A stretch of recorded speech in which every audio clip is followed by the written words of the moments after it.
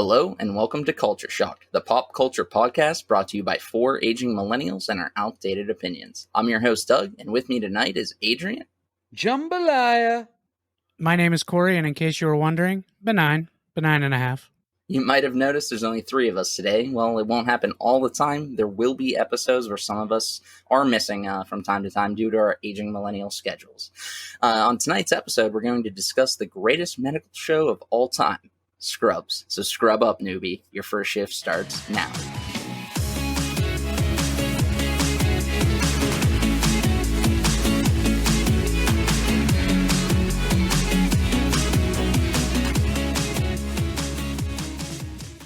So to start things off, we want to talk about what sets Scrubs apart from other sitcoms, because there's a million of them out there, but this one's special.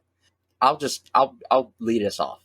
Basically, I think the biggest difference about Scrubs is the realness, like the heavy topics that they like to cover, the emotional weight behind lots of the scenes and the storylines that they produce. I think for me, that's the biggest thing. But also, there's more realistic characters, I find.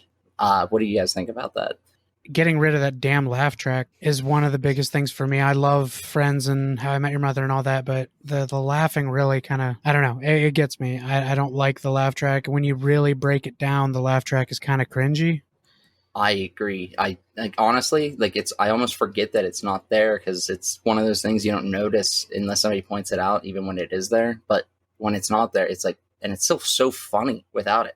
You don't need people in the audience to tell you when to laugh with Scrubs. You just know when to laugh. You know when to feel, and feel you will. Scrubs is a very sad and happy show all at the same time. Oh boy. Yes, it is. I don't know if you've seen like these YouTube videos of a lot of these shows when they take out the laugh track, how weird it feels.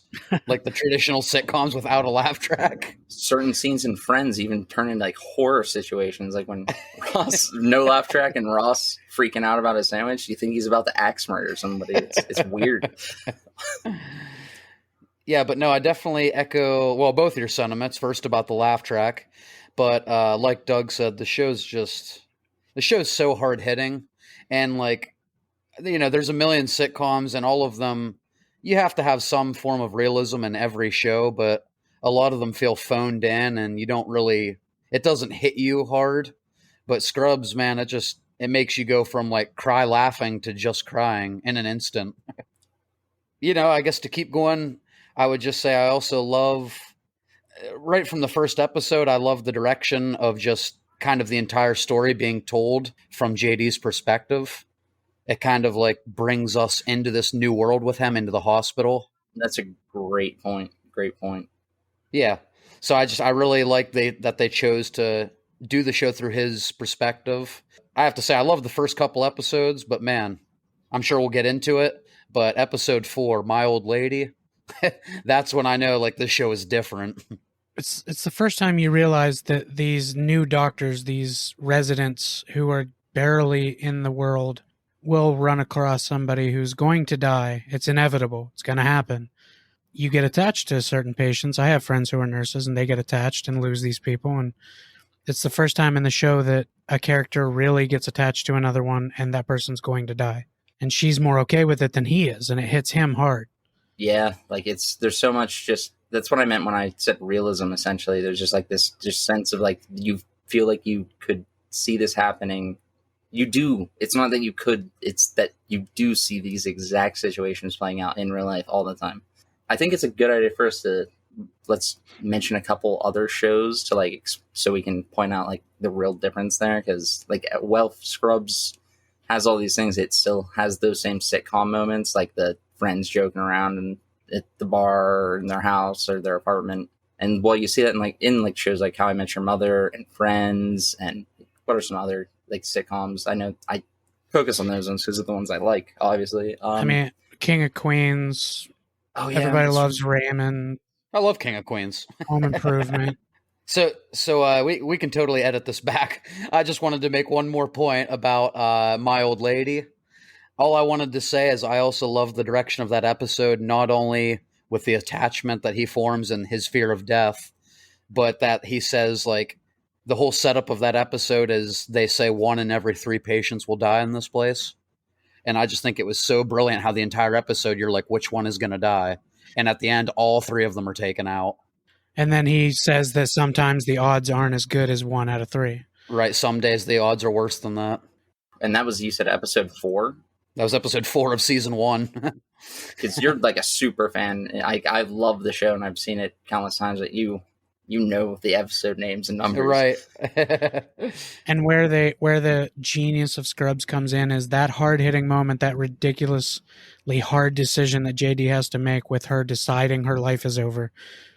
He goes to the fantasy of signing for the ton of bricks to fall on him.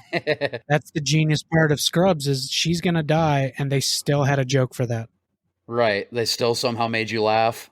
which is something I like. If you talk to like real doctors and surgeons and whatnot, that's actually something they do. They do use comedy to get through those dark times, because like none of them are just unaffected. Like any doctor out there, like you might think that they don't care, but like they're only doctors because they care to begin with. Like they didn't just do it because they wanted to spend 24 years in school and owe somebody $600,000. I love the fact multiple times through the show that JD like cries, like it's totally okay to cry as a doctor. You might know there's an episode early on that JD almost felt like he wasn't good enough, like he wasn't good enough at anything, and one of the other new residents, he was an all-star. He could do everything perfectly. Oh yeah. But Yes. at the end of the episode, JD, they lost their patient, and that guy could not handle it. Was too much for him, and he ended up leaving the hospital. Like he could do everything so well. He was really good, textbook smart, but he couldn't handle the emotional side of things. Throughout the whole episode, he kept saying, no problem, we'll do this. No problem, we'll do this. And then the whole point was, oh, he's so confident. Man, he knows what he's doing. And then when the person dies, he just doesn't know how to handle it. He's crying. It's a little kid. He's like that. That kid's gonna die. Like, what am I supposed to tell his parents? He lived a good 6 years. Like, oh man, that hurts. Yeah, for me, that was the episode that I was like, okay, this is a lot, because I watched the first season as it aired on television way back when. What year was that? 2001. 2001. Yeah, so I was just 11 at the time. At my house we watched Friends and stuff, and I was like, this is a lot different than that. Okay. I'm like, this got real serious. I didn't know how to handle that as a little kid, honestly. It wasn't until I was a little older and came back and rewatched Scrubs, that I was truly able to appreciate what was going on the screen. Yeah, so that's one thing I definitely have to thank my brother for on this podcast. I was actually not a fan of Scrubs when it first came out. And yeah, I did. And and the thing is, I never really gave it a chance. I didn't like watch a half a season and be like, this show's not for me. Why do you think you weren't interested? I honestly have no earthly idea. I know that like I was never a fan of like the medical maybe I thought it was just going to be like ER and Grey's Anatomy, and that was my exact theory. Was ER was really big at the time still too, and I thought maybe the hotness of George Clooney. Oh my God, he's so hot in this show. I think Adrian probably the same reason I didn't like Brad Pitt back in the day is because our mom was so obsessed with him that it turned me off from the actor so much. I was like, well, he can't be good. Then you gave him a chance, and like, oh, this dude can act. I skipped Fight Club completely because oops. I thought it would be stupid. And then when I finally watched Fight Club, it was one of my favorite movies. Oh, so this is like life-changing. Okay. Yeah, Fight Club is a very different movie. Yeah. You have to find that one on the dark web. You mentioned ER, and it's funny you mentioned that. I kind of forgot, but it's actually, my mom was a massive fan of that show for years and years, and I actually watched it with her, and I actually enjoyed it when I was a kid. So, and that was another much more of a drama, but it still had some sitcom-y aspects.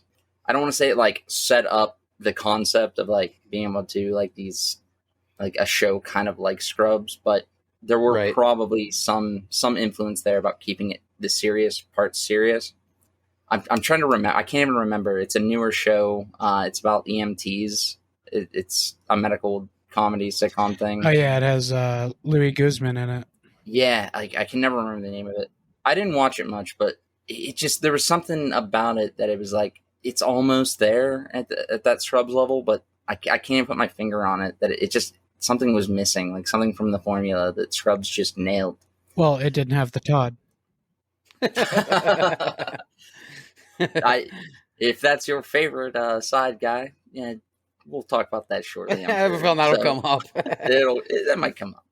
I just wanted to keep going. I know we said this I directly said this on a previous episode. To me, another thing I love about Scrubs is literally everything you need to know about life is in the final 5 minutes of episodes of Scrubs. Like, just JD concludes each episode. Like, each episode really teaches you a lesson about life. If you supercut all of his lessons together into one long video, you might actually get through life okay. Right. And they even say in an episode, the episode with Sesame Street, how Sesame Street teaches you everything about life. But, like, no, the end of Scrubs teaches you everything you need to know about life. Not Sesame Street, not Full House. Sorry, Doug. Scrubs. Trust me, Full House doesn't teach me anything anyway about how to live or anything. I just grew up with it and enjoy it because I'm a nostalgic aging millennial. I think we can all agree that tonight we're going to focus on Scrubs and not what was supposed to be spin-off 9th season, the medical school stuff. This is going to be mostly. I don't know what you're talking about. Precisely. This is going to be all 8 seasons of Scrubs beginning to end. If you disagree with that statement, please find another podcast. I'm just kidding. It managed to build up these characters, their lives, just like sitcoms, with so much more realism that at the end, when JD is walking off, he finally gets like that good, like the Dr. Cox says those good things about him, giving that we all wanted to hear for all 8 seasons, just one time. You finally get that. And not even to his face. He wouldn't even say it to his face. That's not the man he was. True Coxian Someone had to insult fashion. him when he left the room. Then the truth finally was revealed. It was beautiful the way they did it too. They made somebody Sonny. made him basically say how, I don't understand why everybody liked that guy, because he knew that would set Dr. Cox off to finally say the things he wanted him to say. See, JD knew Dr. Cox so well that he knew he cared, and he knew he could get him to say it if he set it up. All he had to do was doubt who Dr. Cox trained, and he knew Dr. Cox would take it from there. And it was a beautiful moment. And then as he left that hospital, like before the show, we were just riffing on some of our favorite parts. But I believe it was, which one of you mentioned the seeing all the dreams the daydreams come true as he was walking out? I mentioned that. Yeah, want to just go into that a little? I think it's a good moment because I think we all know that sitcoms genuinely don't have all-star endings, but I think like did something that other ones just can't. It was just the choice of music, along with JD finally seeing the future he always wanted. And even though in the fantasy that he's looking at, Dr. Cox still kind of rejects him, he at least comes to his house for the Christmas thing. And when he hugs him, he doesn't push him away. Begrudgingly hugs him. He doesn't put his arm around him, but and then, he sees his kid grow up and get engaged to Turk's kid. And then he sees, and just the way he's dancing with Elliot and the music is playing is just, I don't know, it gets me. It hurts me in my soul to know that was the moment the show ended for me. I just want to say also a brilliant way to infuse all of the side characters as JD's walking down the final hall. Yes. Just because it works so well with his imagination, like it makes sense that they would all be there. So that was just a great way to incorporate almost every single side character. Like it was like a true goodbye. Like it was. While we were saying goodbye to JD, like he was leaving the hospital, so everyone was saying goodbye, but it was also goodbye for us, the fans. What we as normal, non-imaginative people would be thinking walking down the hallway, he's seeing happen, because he has such a vivid imagination and fantasy world in his head that the things we would be thinking like, oh, that person used to say this to me, in his world, that person walks up and says that to him. So it was almost like that was really happening for him. So many series like phone in these characters at the very end. Like I'll say it, Seinfeld even, they had the court case in the final episode and they like bring in every single side character to like testify like against them what terrible people they are, which they are. Yeah, see, that was smart. See, I have no idea what the final episode of Seinfeld was because you could never get me that far. It was a huge letdown.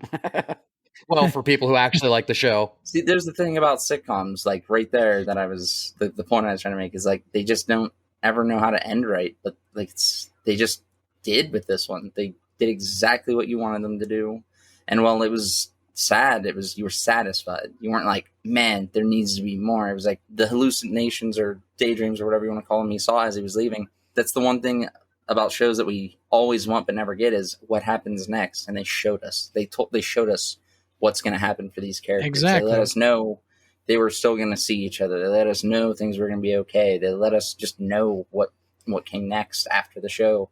Right. And that's a question. If you are someone who likes television series, movies, whatever, you always ask what's going to happen to them. Absolutely. And we got that answer for once. But then the chills you get when he looks back and says, "Who's to say my fantasies won't come true just this once?" Oh, yeah. It's beautiful. And then just a little acoustic guitar playing the song. You're watching that tarp thinking, oh, this is JD fantasizing. That's great. But when he says, "Who's to say this won't come true?" it makes you as an audience member think, yeah, if maybe it will finally come true for him. And who's the one to literally rip down the image? It's Bill Lawrence, the creator of the show. There's just some beautiful symbolism in that. Yeah, you know what? That's a good. I actually forgot about that. That's good that you mentioned that. That is something cool to do as like the creators. Like I started it and I'm ending it. Right, or we thought he was. Yeah, well, not his first cameo in the show though. Right, very true. What were his cameos? He was Todd's teacher from Hawaii. Oh yeah, right. Yeah, he did the janitor's wedding, which was hilarious. This guy's going to marry this girl right here. Does anyone have any objections? Can you think of any other sitcoms where the creator did something like that, and it wasn't awful or cringy? You're going to love this, Doug. At the end of The Office, in the very last episode, they do a picture with everybody from The Office. Pam goes, "Get up here, let's take a picture." And everybody that's there comes up and she goes, "Oh, I kind of just meant the people from The Office." But Right. The guy standing beside her, holding her, is the creator of the show. Yeah, he's the actual creator of the show. He just got in the picture because... He got in the picture. Oh, that's cool. For a moment there, I thought you meant like cast and crew, like the crew, like everybody behind the scenes, like walking. I was like, that actually would have been cool. I would have. That's something. Honestly, I don't know their faces well enough to know. It could have been all of them. I just know for sure the one that had his arm around Pam, Jenna Fisher, was the creator of the show. That's pretty cool, actually. Like I gotta admit, as a non-Office guy, like that's pretty sick. And obviously Matthew Perry created Friends, so that was cool. That was He's cool on every in the episode. final episode. Yeah. No, he didn't create Friends. He made it what it is. Yeah, but just I thought on top of the viewpoint of JD, I loved. I mean, it was so bold to do like these fantasy cutaways, which the whole show revolved around. I mean, that was a really bold choice. Like that very easily could have not worked. Like for example, like you think about Family Guy and cutaways are the thing ever. Like people are like, why do they still do this after all these years? It's not funny, yada yada. But you never thought that once in Scrubs. Never. Yeah, they never felt unnecessary or forced in. Like they were all pretty funny. Love Train. Character. Like he would be just. That was the first one I thought of when you said that. That's what yes. You're gonna be an awful father. And the funny part is they even make fun of it in an episode where JD puts his head up, and they go, "Oh, he's doing it again." Sometimes he sits there for a while. Yeah. Oh, that's so true. Dude, you okay? You were gone a really long time. Get dressed. You're going to be late for work. Yeah, but I just thought that was a really bold choice. Like, what an angle to go with like a medical dramedy, like why the fantasies? Like, I mean, it ended up being a great choice, but like, I wonder who, was that Bill Lawrence's idea? Like, what was that? Another thing about the show that I think is important to point out, because at the, like nowadays you see like main male characters written in a way where they're more like vulnerable and stuff, but back then that was often not the case. Like main male characters had to be like badass, can do it all types in most things. Like think of another shows around the time, like Home Improvement and stuff. The main character had to be, I'm great with tools. I build things. I'm the man of the house. Blah blah blah blah blah. But JD had like he was not a tough guy. He was a nerdy dude. He was weak. He wasn't strong, like physically strong. He wasn't like the man in the house or anything like that. He was vulnerable. He showed his feelings. He like was quirky. He had like let me feel my feelings, Turk. Yeah, exactly. And their bromance was another thing that was yeah, absolutely. It showed that men are allowed to be friends and care about each other, and that just didn't exist back then. Before that, in my opinion. But we don't all do high five, low five. No, I didn't like low five. No, you're not coming around. We also don't all like piggyback ride and talk about eagles and stuff at the same time. While we do that. Yeah, that still is definitely. But we don't show people. That is one of the best bromances to ever see TV. It's the Absolutely. Best. That always will be. I feel like them two coined the phrase bromance. Yeah, was that even a term before that? I don't know. I honestly don't think it was. Like they were in a magazine. I don't know if it was TV Guide or something, but it said TV's biggest bromance, and I'm not sure that it was ever said before that. Quickly, for our younger listeners, the TV Guide, you used to have to buy to know it was going to be on next because you didn't otherwise. I know that's hard to believe. Yeah, that bromance could very well be possible. We know Barney Stinson created the bro code. Maybe Very they created the bromance. No, Barnabas Stinson created Barnabas Stinson. Yes, Barnabas. True story. True. Yeah, true story. I was there. I have something we didn't plan on talking about, but I figured it's a good time to ask about it. Oh shit, what was it? I had the idea. I should have wrote it down. It just came to me while we were talking. I was very quick to forget it. I know. Oh man, it was a great question.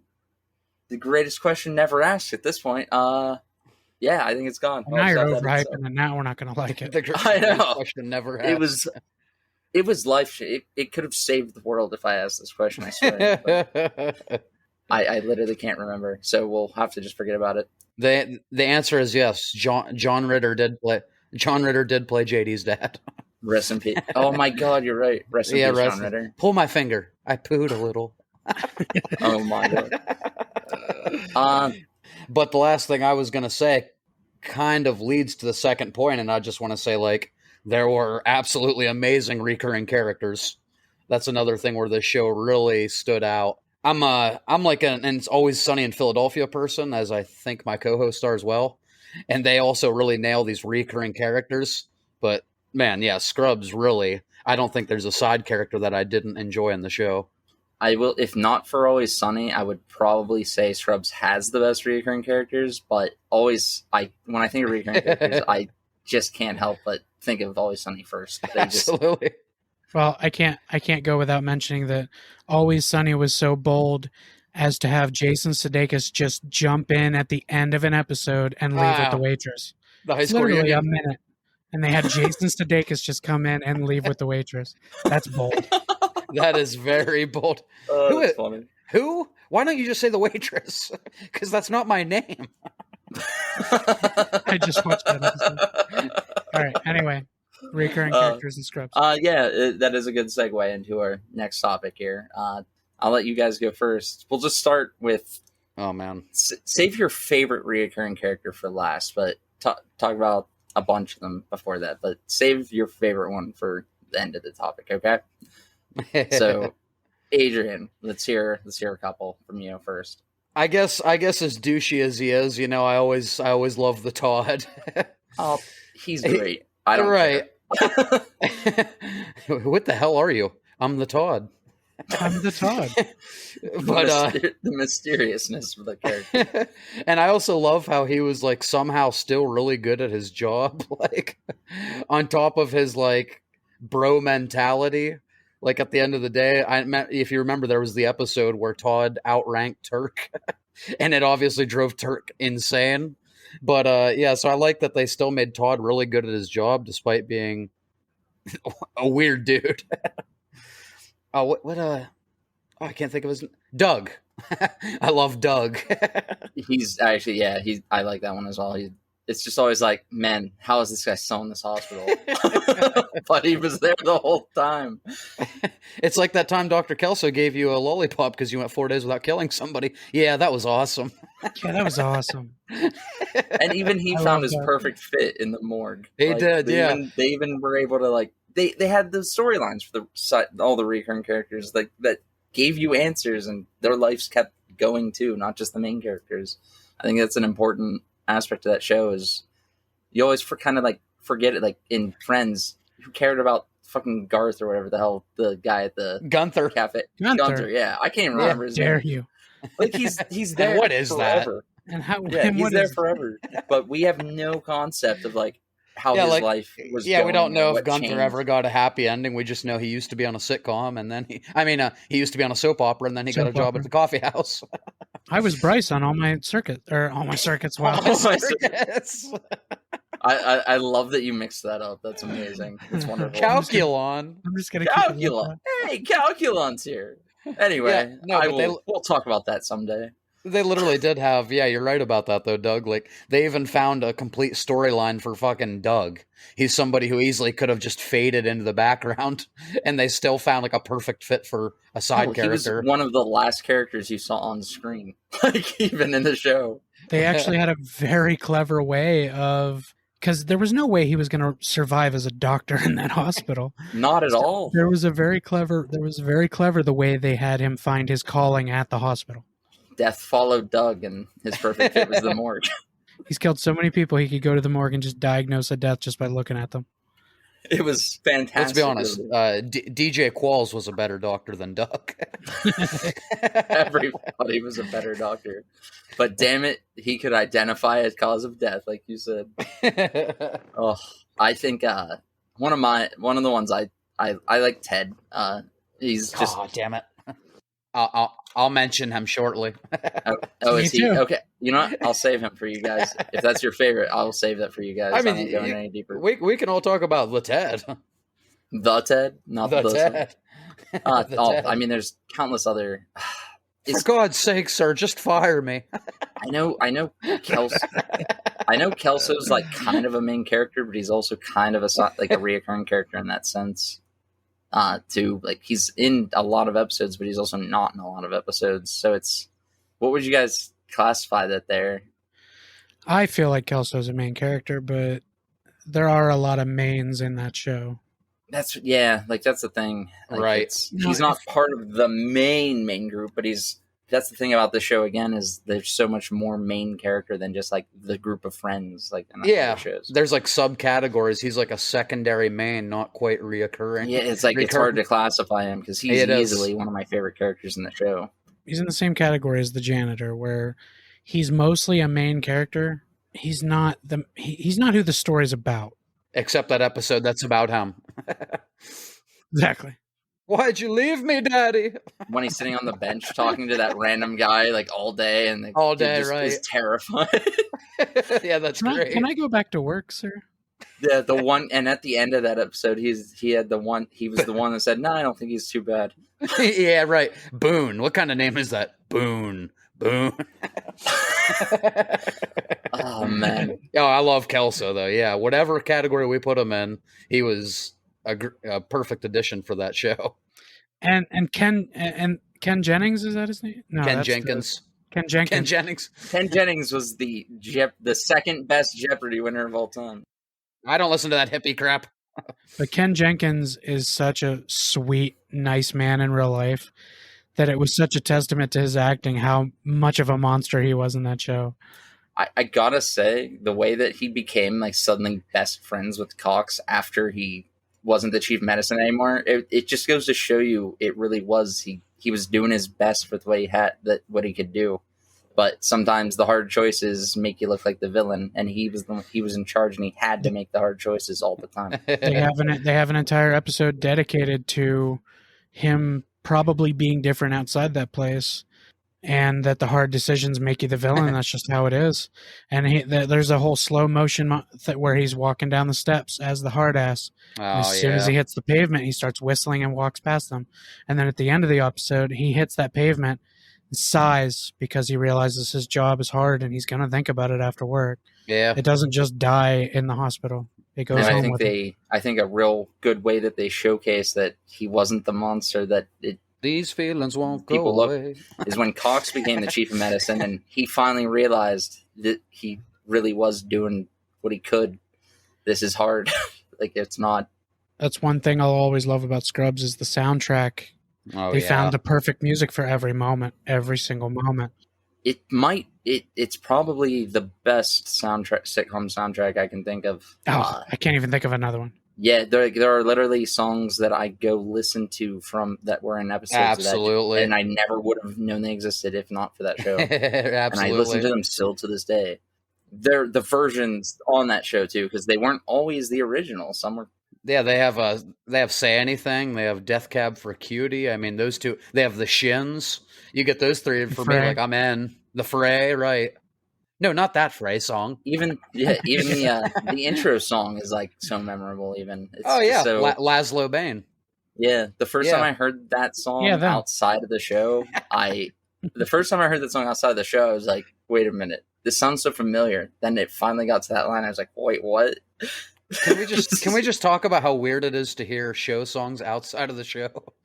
Yeah, it's like at the casino. I always hear the damn Rembrandts or whatever it is doing the Friends song. I heard the Friends theme on the radio once, and I was like, "Why is this song 5 minutes long? What is going on?" Best thing ever. It was only 27 seconds. Best thing ever. I heard the Friends theme today at the casino with a guy wearing a Friends shirt in front of me. I gave a. That's surreal. If he didn't jump into the fountain and start splashing around, I don't know how life is going. Probably not very well. She was on the always rain when it rains part. Corey, give us a side character. Give us a recurring character. I mean, you touched on quite a few of them, but I really like Jordan. I think she's great. I think that might be one that I have saved for later. Oh, well, then I'll leave that for you.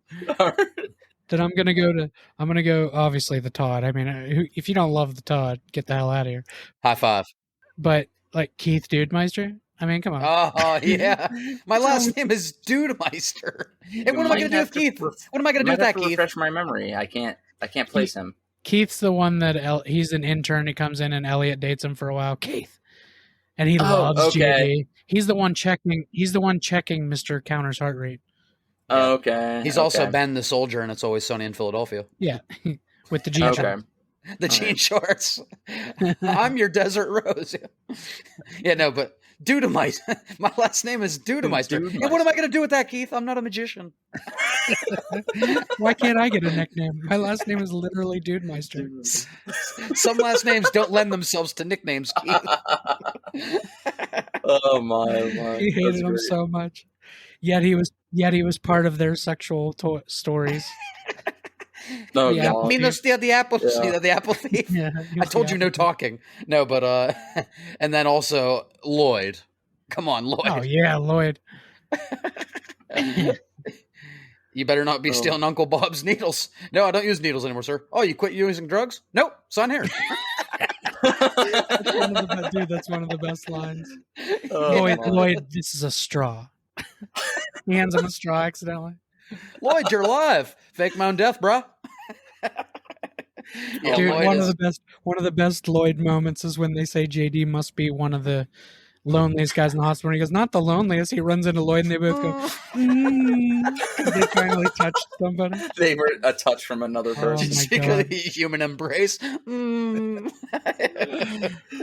Yeah, my. Fun fact, the first episode Lloyd's in, he's the guy who he signs for the delivery for the ton of bricks. Yeah. Oh shit. Yep. Can I get that pen back? Yeah, Lloyd's moments are always short but very sweet. Weren't we in an air band together? I'm pretty sure we were. Turks, I don't know, maybe. You have to watch the show to understand, but the show, oh my God, it's beautiful.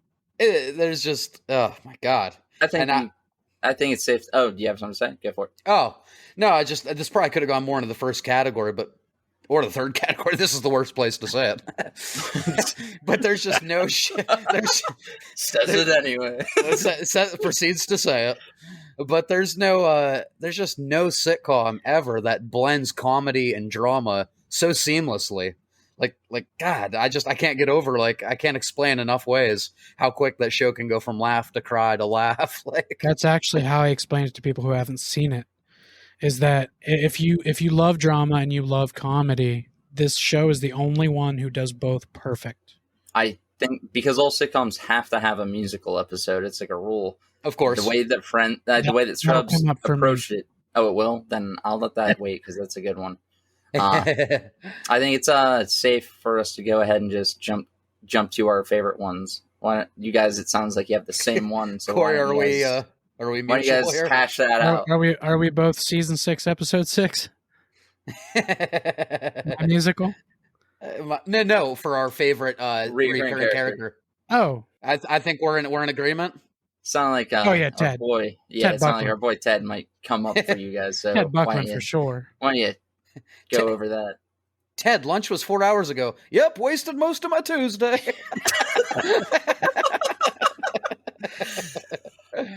Is there a scene that you don't laugh at that he's in? Never. Ted is close to my favorite character in the show, period. Not just reoccurring. He's close to my favorite show. It doesn't period. matter if Ted is in a scene with JD, Turk, Dr. Cox, who's the best character in the show. Ted always Yeah, I steals agree. the scene. He does. Somehow he steals every scene he's in. Now I'm just thinking of like things that Ted. Right. Oh my God. I have happy. Oh, actually, I don't know. I don't want to make that joke on the podcast. I was just gonna say I have happy pills in the top drawer. Oh, at this dump, I'll need a gun. Bottom left. God damn it! I mean, it's a joke in the show that we're talking about. It is. Oh, I think my favorite Ted moment is, when he's trying to build moments rather when they're trying to help him build self confidence and stand up to Kelso, and he does something as simple as "I'll get that later" or something. And Yeah. he's like, "No, you'll get it now." He's like, "Yes, I'll get it now. I almost did it, guys." It's like, No, yeah. At the end of that, he says, Yeah. "Okay, but I'm getting a soda first. Fine. Don't you?" Yeah. And it's like, Is this and really he was- that big of a moment for you? It was like the most triumphant moment in the show. It was No, you're coming back to my office to do busy work. Oh man, Ted is really good. When Ted says, "What's a Buckland?" Dr. What's Cox, up? it's a predominantly hairless growth that is never found on women. Ted, that's weird. Dr. Cox turns his fucking name tag around. That's your last name, Ted. It's your last name, Ted. Oh my God. It's your last name, Ted. Oh boy. It's when Dr. Cox is forced to do paperwork with Ted all day. Oh my. You are a worthless peon, and you will always be a worthless peon. Hey, sir, you remember my band, the Worthless Peons? Chris laughed. We lose all of our sex episode appeal. just on Ted. I swear. Like, God, Oh, now I'm, absolutely. thinking about it. You started to mention Jordan, and she is like Dr. Cox levels of like ruthless and savage with the things she says, which is why they're such a great fit. Oh, she gives it right back to him. Oh, yeah. And like all the shows that actress has been in, like her role in Scrubs is just fucking dynamite, in my opinion. Like, There's a point where she says something back to Cox, and he even goes, I can't, you're better. And he just walks away. Right.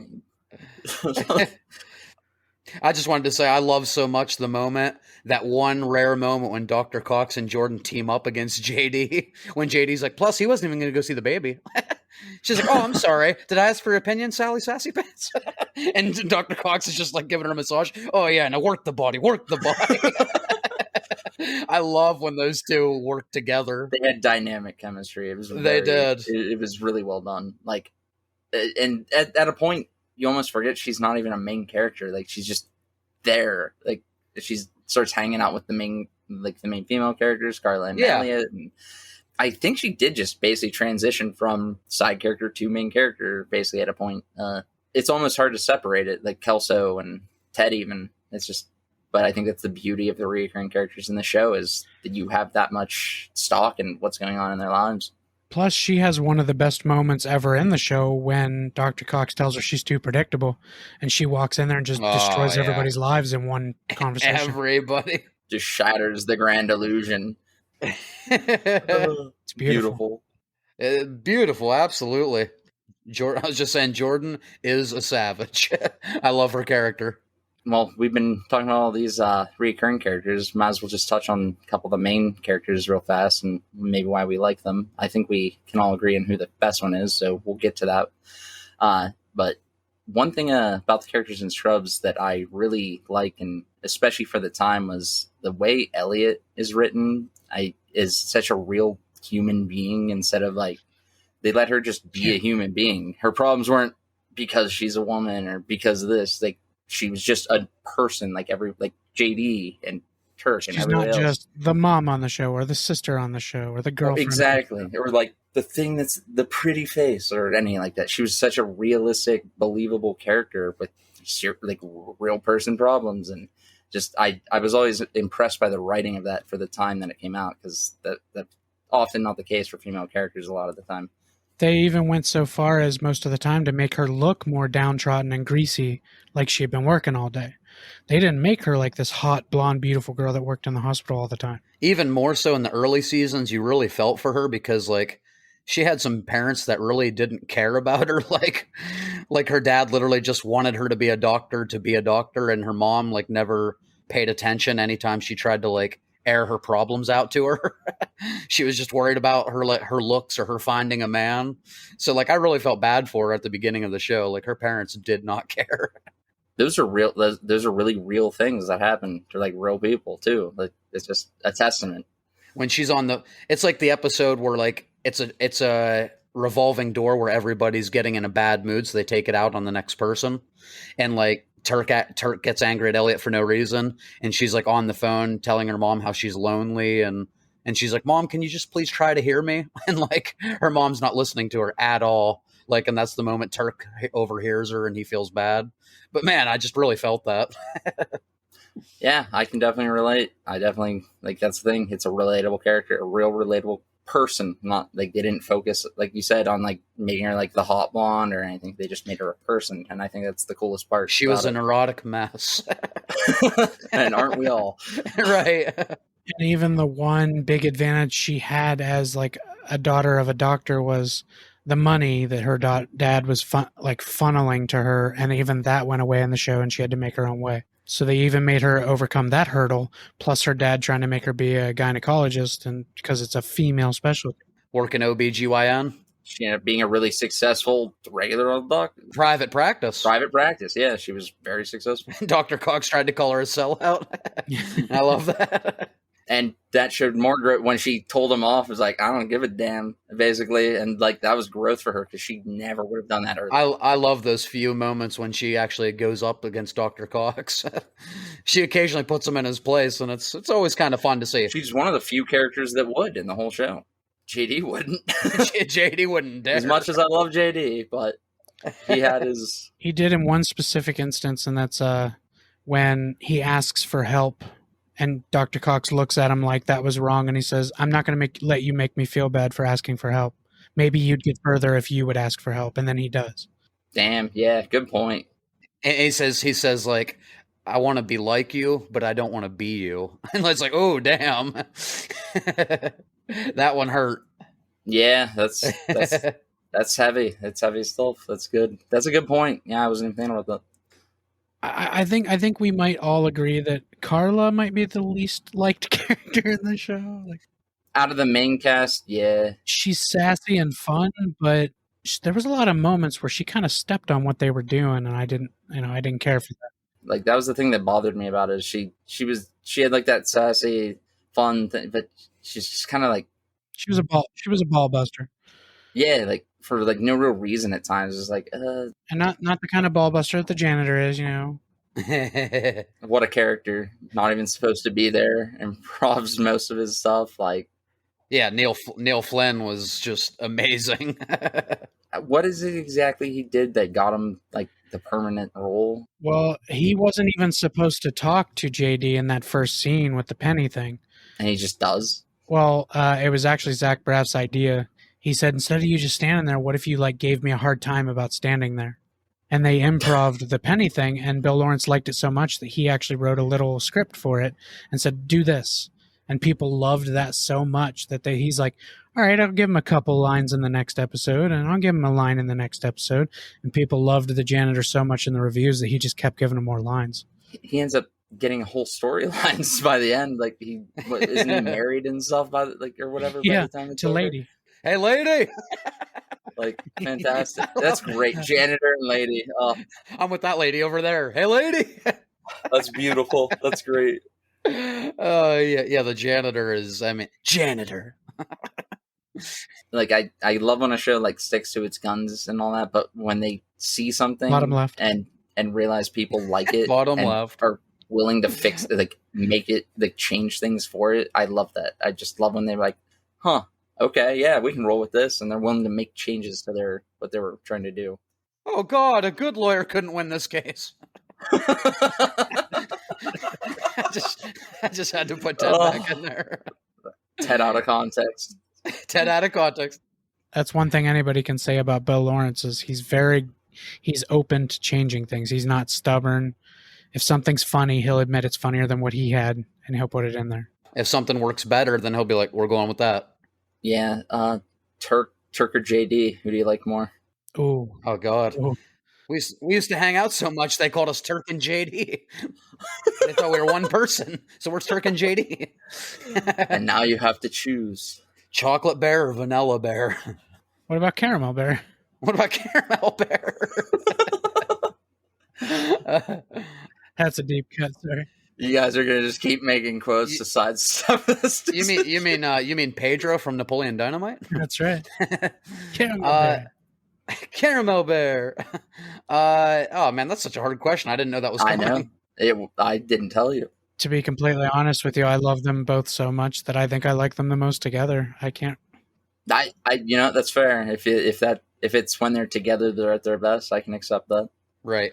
I think like overall throughout the show, JD at times is definitely like more of a dick. I think Turk is more of like the morally grounded character. Like overall, I'm not saying that makes him a better character, but I just like there's just moments in the show. It's like, especially the early seasons, like, wow, JD, you're kind of a douche at points. He's extremely selfish. Yeah, right. Turk is like the Marshall from How I Met Your Mother, you know? He's just like the great friend that's like always there. And when a good about the JD selfishness thing, I think a good example of that is when his brother, the first time we meet his brother, he has like a train wreck of a life, but then he comes back later and he's suddenly more successful, and he's trying to like do all these nice things for his brother who always helped him out, and it actually makes JD mad. He was like, I'm supposed to be the successful one. Just goes to show what's happening there. That's weird that you and I both had a huge example of his selfishness. I was thinking when he fights so hard to get Elliot away from Sean and then doesn't want her. Oh yeah, my God. I was thinking when Elliot is better at like the crash cart and like JD says like, you're the one that's supposed to struggle, not me. Like, oh my God, did you really just say that to her? It's funny. We all had 3 moments we could come up with instantly unplanned to a question I didn't even plan on asking. 3 different ones, yeah. With that being said, I relate more to JD. Yeah. I know. Oh, I love JD. Yeah, man, this character's such an asshole. Yeah, he's the one I definitely relate to. But I just can't help but like him more because I was like, Turk's the jock and JD's the nerd, and I've just always been more the nerd, less of the jock. So it's just instantly for me, it's like I'm gonna gravitate that way. But I think you were right, Corey, when you said you like when they're together, they're at their best, and that's probably a fair answer. That's guy love. Which is exactly why My Musical is my favorite episode. We're almost there. Oh, are we actually doing that still? I thought we were just doing Impact. Just go ahead and talk about it because that's less of what we're going to talk about. Yeah, good point. Go for it. I was just them two together. The guy love song is it's a perfect example of their bro love. Just I can't even describe. Like, I've had one friend in my life. You're the only man who's ever been inside of me. Whoa, I just took out his appendix. I just took out his appendix. No need to clarify. Oh no, I could sing that whole song. Oh yeah, absolutely. I love that episode. My Musical is my favorite episode. I've seen it 1,000 times. It's a good one. one that's so hilarious, and it's just so ridiculous, but they make it a serious medical thing at the end. It's another testament to the writing. Yeah, that's exactly right. Like, and then JD, right as you realize it was a serious thing, JD says, "Who was the best in your head? Don't let the fact that I went to theater camp sway your decision." And then they still found a way to make it kind of sad when she's humming the song in her head. Oh yeah, she missed the music. She missed the music in her head. Yeah, speaking of music, that moment devastated me. I can't remember if it was season 1 or 2, but you remember the girl they're trying to get a heart transplant for, and she's like, like the any minute now. Oh, yeah. And like JD's crying because she passed away. Like, and all the doctors loved her and the nurses loved her. Oh my God, that's so hard. We're not quite there yet. Yeah, right? Oh, yeah. Because we can't end this conversation without talking about the greatest character, period. The janitor. Dr. He's well great. Dr. Cox, undeniable. And I don't think you'll disagree. He is just the best character. I think we all agree on that one. Best one-liners. Just, he was a mess of a person, like a complete train wreck, but he was great at his job. Some of my favorite episodes are all really involving him as well. Like, just the looks he can give. Like in the episode when JD finally gets into his apartment, he says, "I especially love all the pictures of your friends and family." And looks at him all evil. It's perfect. Well, that's a good point there, newbie. Now tell me, do you want to be the big spoon or the little spoon? You could stay. We could watch a movie or watch the game together. Maybe have a beer. We could spoon. What? Would you like to be the little spoon or the big spoon? It's at points you think he has it all figured out and he's got his life all together. Then you see the episode where he invites people over for the game, has all his pizzas, and nobody shows up. Because he pushed everyone away by making his whole life about work and being an asshole to people. And just constantly like stepping on his own toes and self-sabotaging himself. Exactly. Because a small part of him actually likes that. I laugh the hardest when he's involved with YM. Oh, absolutely. That's the simple fact. His tangents he goes on are legendary. That's just a testament to the actor that he can actually remember those. Because those are literally like 3-minute tangents like that. I don't know how he does it. And does anybody else feel like at some point Hugh Jackman stole a role from him or something? Yeah, what's the story there? Now that you say that, it's just... He talks about hating Hugh Jackman a lot. Was John C. McGinley going to be Wolverine?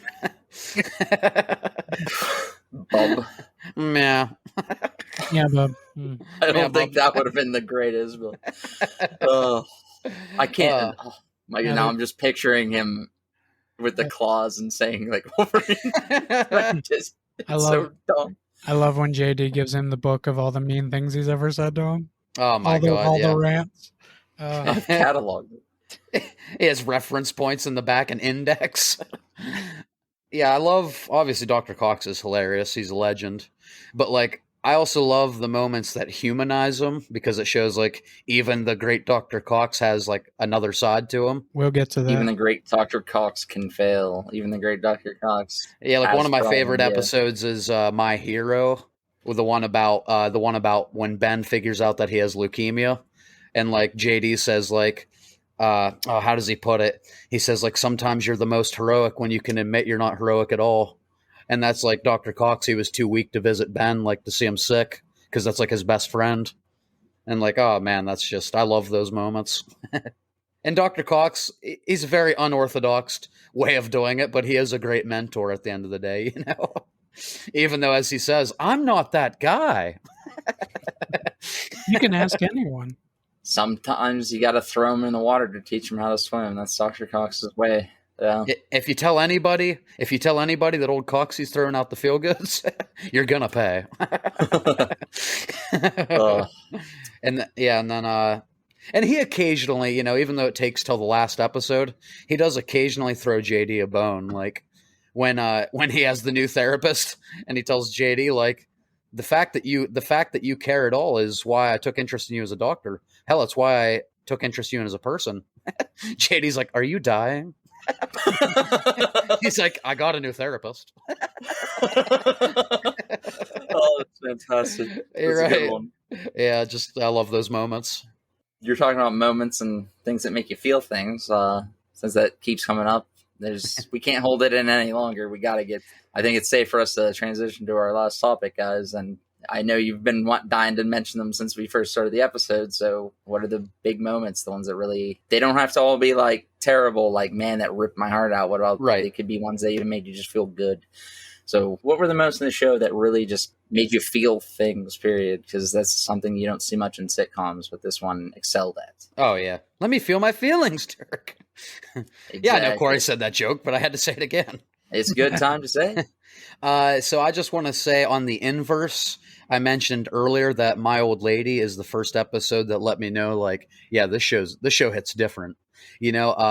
That honestly had one of the most devastating moments, but also one of the best feel-good moments when JD at the end is talking about just like laying in the grass and thinking about all the things you still have left to do.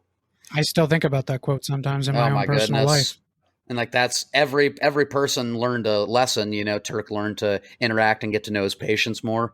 But man, yeah, that quote by JD, just like even if it's laying in the grass, thinking of all the things you still have left to do. Like, oh my God, that warms your heart right after it rips out of your chest.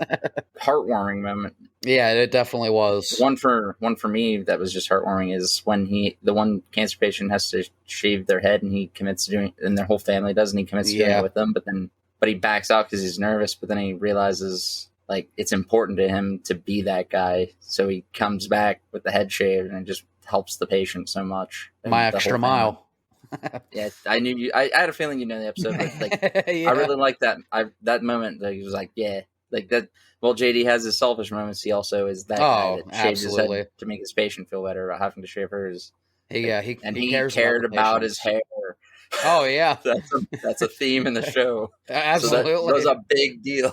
Well, in the episode, there was the added pressure of the girl he was with at the time was infatuated with his hair. She loved his hair. The whole reason they dated was she's like, no, I literally don't think I'd be going out with you if it wasn't for your hair. Hold on a second, I have to fix my hair. Oh wait, it's perfect. The hairman. And that just further drives that it was an important thing to him to do that regardless of all those things. So like I like those moments just as much as the ones that like make me want to disappear. Absolutely. Why would you make me feel this way? I mean, we have to talk about it eventually. I'm going to pull a mic here. I'm honestly shocked you guys haven't said my lunch. My lunch and My Fallen Idol are my favorite two episodes. Oh you guys are going to have to fill me in. I don't know all my names. It's the one where they run into Jill Tracy at the store, the annoying suicidal patient. Nicole Sullivan, and she ends up in the hospital later that day with liver problems, and he's been waiting for transplants for three separate patients, and she has all three healthy things that every patient could get and live, and he finds it as a absolute win that he has all three organs, even a liver that his buddy that has been there for a while has been waiting. He's like, I can do this. He gives them all the things, and then they find out that she actually died of rabies. And all three of those patients die, including his buddy. And he says in that episode, like he's like walking out with tears in his eyes, and he's taking off his gloves. And JD says, "Your shift is not over. Get back here." He's trying to be the man. And Dr. Turk turns around and says, "I didn't have to give him a liver. He could have waited 6 more months for that liver." And JD says, "You told me that when you let something like this destroy you, it destroys you as a doctor." And he just says, "You're right." He throws his gloves on the counter and walks out the door. And it's so sad that somebody that strong. Just you talking about it is making me almost emotional. Yeah. Just how strong of a feeling it was. And then because the episode pulls the 180 at the end, it's JD who's depressed because they think Jill Tracy like overdosed, like she tried to kill herself. And JD's like, any idiot could have seen that she was struggling, and I'm supposed to be a doctor. Why didn't I help her?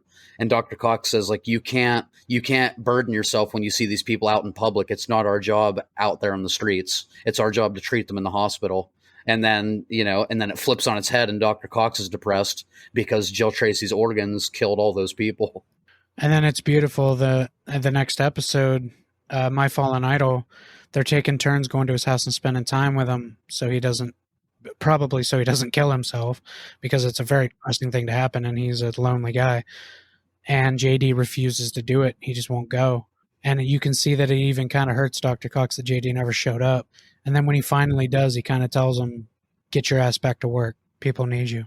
Yeah, and he just gives a great dialogue about how the biggest what he actually loved is that like after all these years that losing a patient still affects him this much. Like JD said, like, I got to tell you, man, that's what I hope to be like in 10 years. And like, that's what gets Dr. Cox talking again and gets him back to work.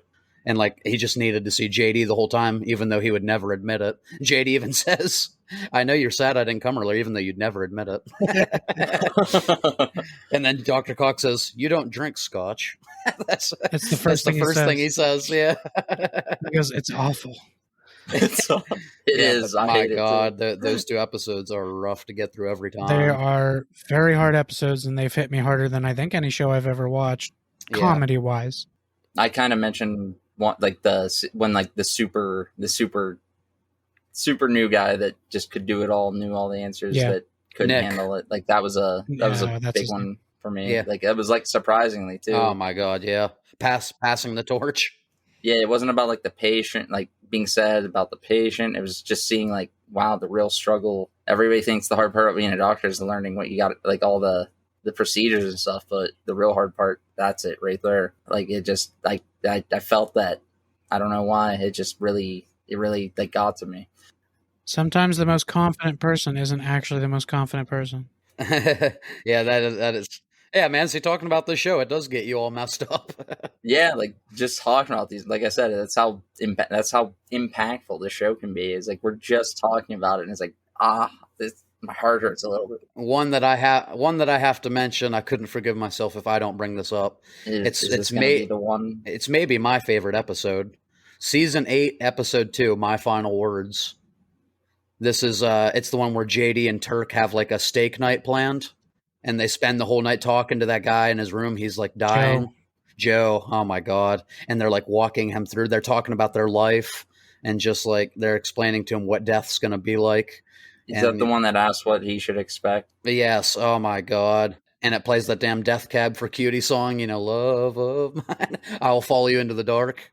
Probably why I still love that song. Oh my God. Yeah, it hurts so much. And yeah, I wasn't even thinking about that episode, but now that you mention it, that is such a massive and it's such a simple setup. There's not like a lot of set pieces. No. It's literally the two of them in his room all night, and it's like maybe my favorite episode. It was like a budget saving episode where they were in one room. It's like a bottle episode. And it ended up being like, oh my God, it's fantastic. And when you stop and think about it, it's like, well, yeah, they just had to skip going to a restaurant. But for doctors, like their whole life, like multiple days in a row, they weren't allowed to have a life because they have to be on call. They have to be in the hospital. They got to be working for all the time. So like for them to give that up is a lot more meaningful than it might seem at face value. Absolutely. It was going to be steak night, and they were going to do it right, and they didn't get to. Steak is our favorite treat. It is the world's best meat. 3 months of practice for nothing. I think for me, like that episode, it wasn't a sad one. Like, to me, that's almost like it was a sad situation, the way that it was handled, and the fact that they said it's almost like a happy ending. Like that's just how I process it. I'm a little weird about that kind of stuff. But. And we talked about these doctors like reacting to Scrubs, and like doctors say that is like the way that JD describes death in that episode is like pitch perfect. It's just like, you'll get tired, and then you'll have a little harder time breathing, but you won't struggle. Like, and then you'll just kind of go like, and it's just perfect. Like, oh my God. I love it.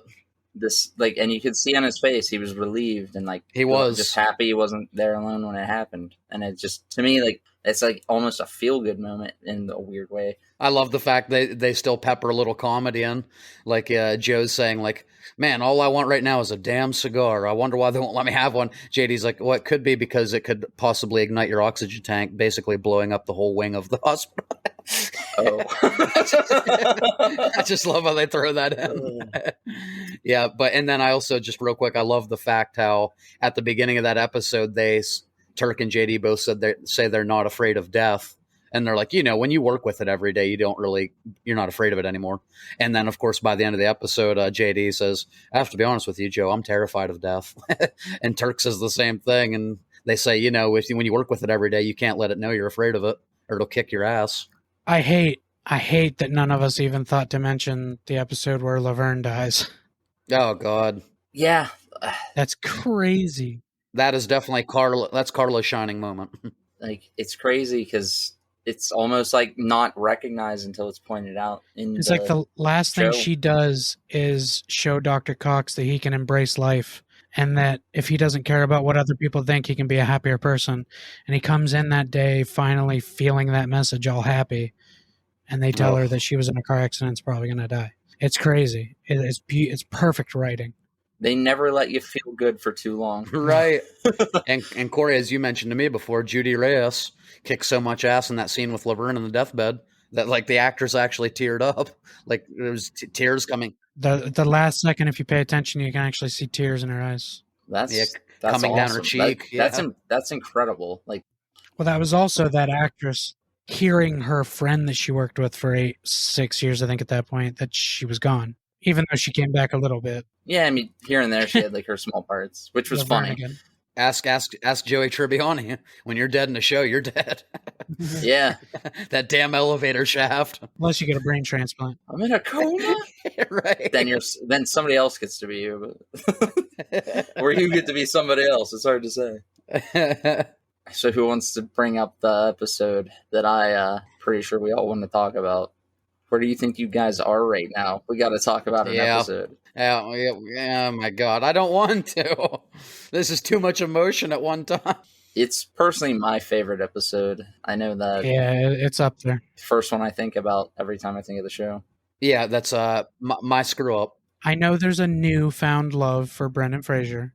He's back. For those of us who always loved him back then, he was in 2 episodes of Scrubs and Both were heavy. perfect character. Played Jordan's brother and Dr. Cox's best friend. And a bit quirky, you know.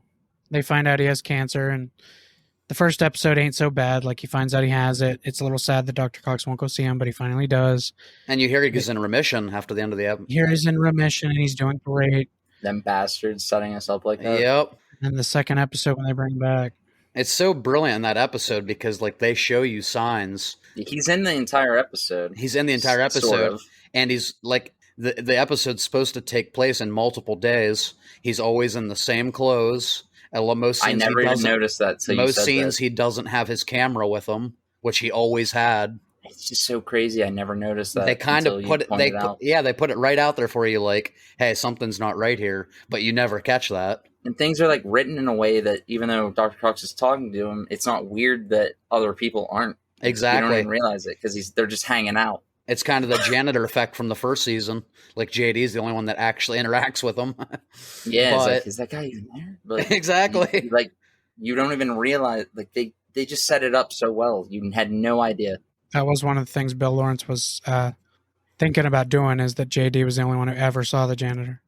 But Yeah, he they said realized that it would be a little too ludicrous. if they only made it one season, he was just going to be a figment of JD's imagination. Brendan Fraser, him and Dr. Cox is like happy in this episode. Yeah. He's riffing with his best friend. They're like hanging out. He's in the whole episode. Then at the end, out of nowhere, boom. The whole episode, you think it's gearing up to Dr. Cox's kid's birthday. Right. Jack's birthday party. He's in this nice suit, and they're walking down in this field, and he says, "Aren't you going to get your camera out, take a bunch of pictures?" And JD comes up and says, "Where do you think we are?" Holy shit, dude. Suddenly, graveyard. He wasn't there at all. I know it got me. Yeah, what a twist. It gets me every time. Like every time. It's like maybe it'll be different this time. Maybe they are just at a birthday party this time. Spoiler: they weren't at a birthday party this time. But they in fact were not at a birthday party. Ben was Deadsies. Oh, Deadsies. What was that middle one? Deadsies. Yeah, that episode. Yeah. Oh my god, that was definitely an impactful one. Yeah, I'm trying to think if there's another one that I like more than that, but I just don't. I don't know how it's possible for me to like another episode more than that. It's just made me feel things too much. Right. And I'm a sucker for tragedy. I like to hate. I hate myself, so I gotta always watch things that make me feel bad. Obviously, I do the same thing. I just want to get a quick mention that my favorite monologue, because JD's always like doling out these life lessons.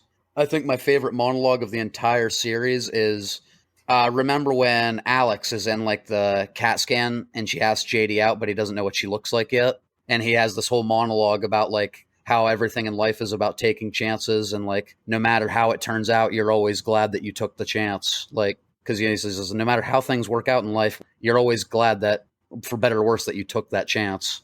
And just like that entire monologue to me is so powerful. That's probably my favorite thing that JD ever said, non-comically. So I just wanted to get that in there. I love that every time. I think every time I go through and rewatch Scrubs, I like share that on Facebook whenever I get to that episode. I mean, I'd call that an emotional moment. Absolutely. Not all moments have to make you, Yeah. fucking regret living. I've been thinking a lot lately about taking chances. Yeah, just that whole thing. And one of his best quotes on the romantic side of life is, "It's crazy how it's amazing how the same woman can drive you crazy over and over again." Absolutely. Can you tell which of us are in a long-term relationship, folks? That one always just stuck with me for some reason. Dr. Reed, sweet. Turk. Yeah, boy. The sex gong. Oh yeah. I like to think Turk still hears it. That's my dog. What was that sound in the distance? Oh yeah. Yeah. You said we'd sleep head to toe. Dude, the naughty bits still connect. Yeah, but there's no way for them to lock in. God damn. Hey, Turk, listen. Bacon back, classic. Bacon back, classic. Turk, real reason. I wanted to go to JD's slip and slide and show off some of my sweet moves. The captain. I call this one the dolphin. Oh boy, This this is so just quotable. endless moments. Oh my Endless God. moments. When Turk and Carla get back from the honeymoon, Turk, JD, Turk. They're like in the different windows. Maybe someday he'll love me that much. Carla's. Oh my God. Turk. You almost got to feel for Carla at times because their true love was each other, and she And then was the just very kind of next scene, second. very next scene, they're walking to the hospital, arms around each other, and They are. Dr. Cox says, "Oh, the happy couple's returned. Oh, and Carla's here." And Carla's here. Oh Turk my puts his God. arm around Carla. Right. Eagle. Oh my God. Yeah, you definitely feel for Carla. One of the realest moments on that show is in the final season when they're at the janitor's wedding, and JD says to Elliot, "I love you more than I love Turk." Like that right there. That's real love. How could he do Turk like that? Right? Elliot, I love you more than Turk. No. It would have been hilarious in that moment if she's like, "You can't say that." Yeah, right. All right, that's the line too far. The tikis. Oh my God. He takes Turks away to give to Elliot. To give to Elliot, yeah. You sign stealers, they're sign stealers. Oh my God. There's just I just love that show so much. I could just keep talking about it. Right. I'm like putting off and like us ending this because it's just I don't want to stop talking about it. Any last thoughts? Anything you want to say about the show, the writers, the people that were in it before we bring this one to an end, guys? It's just fantastic, really a beautifully written show, beautifully acted. If anybody's listening to this episode for some reason and you've never watched Scrubs, watch Scrubs immediately. Please. It is probably... If we didn't spoil all the best moments for you then.